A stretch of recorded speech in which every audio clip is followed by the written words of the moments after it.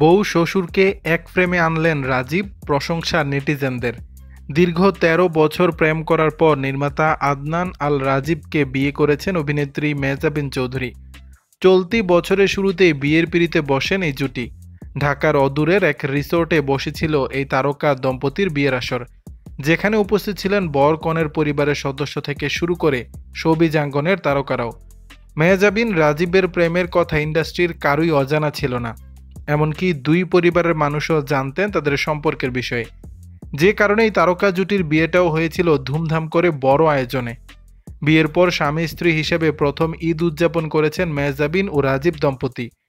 ঈদ পরবর্তী সময়ে শ্বশুরবাড়িতে শোবিজাঙ্গনের বন্ধুদের সঙ্গে নিয়ে সময় কাটিয়েছেন এই জুটি, যেখানে রাজীবের ক্যামেরায় ধরা পড়েছে মেহজাবিন ও তার শ্বশুরের বন্ধুত্ব, অভিনেত্রী সাবিলা নূরের খুনসুটি, নির্মাতা আশফাক নিপুণ ও তার স্ত্রী এলিটা করিমের দারুণ কিছু মুহূর্ত।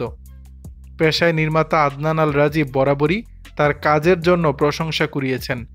এবারও ৯০ দশকের স্টাইলে ছবি এডিট করে আরও একবার ভক্তদের হৃদয়ে জায়গা করে নিলেন।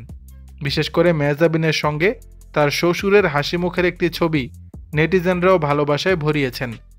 যে ছবির ক্যাপশনে রাজীব লিখেছেন, বউ শ্বশুরের বন্ধুত্ব।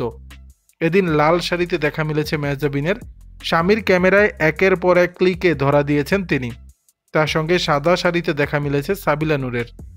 রাজীবদের বাড়িতে স্বামীকে নিয়ে হাজির হয়েছিলেন এই অভিনেত্রী। দর্শক, বিষয়টি নিয়ে আপনাদের মতামত জানাবেন নিচের কমেন্ট বক্সে।